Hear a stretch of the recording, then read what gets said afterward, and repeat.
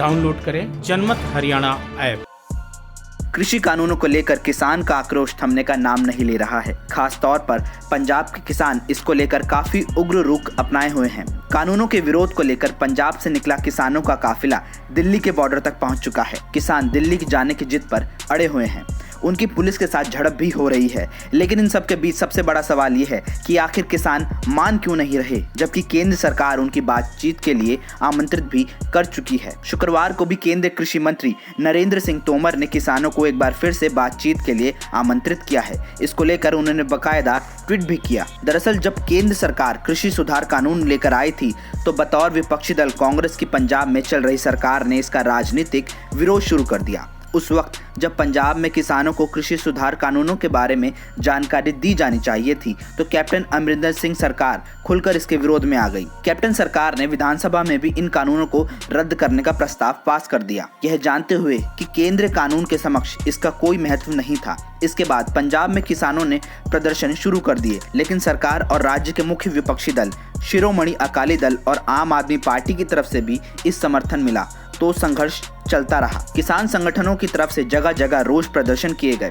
पंजाब में चल रहे टोल प्लाजा पर भी किसानों ने डेरा जमा लिया। इसके बाद किसानों ने रेल पटरी पर बैठकर प्रदर्शन शुरू कर दिया। किसानों के बेकाबू हो रहे प्रदर्शन पर सबसे बड़ा सवाल ये उठता है कि क्या ये किसानों द्वारा किया जा रहा प्रदर्शन को कांग्रेस द्वारा प्रायोजित किया गया है, क्योंकि किसान संगठनों द्वारा किया जा रहा आंदोलन पंजाब और हरियाणा तक ही सीमित रहा है, जबकि दूसरे राज्यों के किसानों ने इससे दूरी बनाई हुई है और आंदोलन में शामिल ज्यादातर किसान पंजाब से ही हैं। तो क्या ये माना जाए कि किसानों को मोहरा बनाकर कांग्रेस 2011 में हुए अन्ना आंदोलन की तरह एक बड़ा आंदोलन खड़ा करना चाहती है? 2011 में जब दिल्ली के रामलीला मैदान में अन्ना आंदोलन हुआ था तो उस वक्त केंद्र में कांग्रेस की सरकार हुआ करती थी।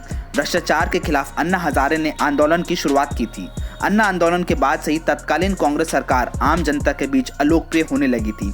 इस वजह से शायद कांग्रेस ये समझ रही है कि अगर प्रदर्शनकारी किसान रामलीला मैदान में बैठ जाते हैं तो केंद्र की मोदी सरकार के खिलाफ माहौल बनाया जा सकता है। रामलीला मैदान में आंदोलन होने की वजह से उसे अंतर्राष्ट्रीय मीडिया की अच्छी कवरेज मिल सकती है। 2011 में जहां आंदोलन का आधार भ्रष्टाचार था तो इस आंदोलन में किसानों का आधार बनाया जा सकता है।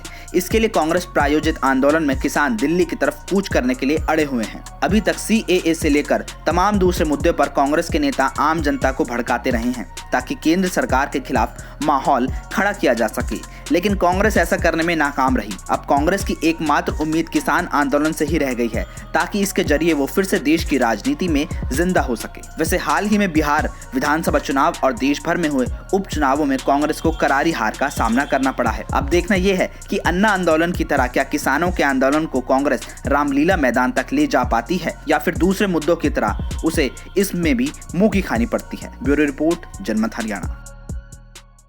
राजनीति के आगे, राजनीति के पीछे, हर हलचल को जानने के लिए हमारे YouTube चैनल जनमत हरियाणा को लाइक करें, सब्सक्राइब करें और अपडेट रहने के लिए बेल आइकन दबाना ना भूलें। देखते रहें जनमत हरियाणा, सच के अलावा कुछ भी नहीं।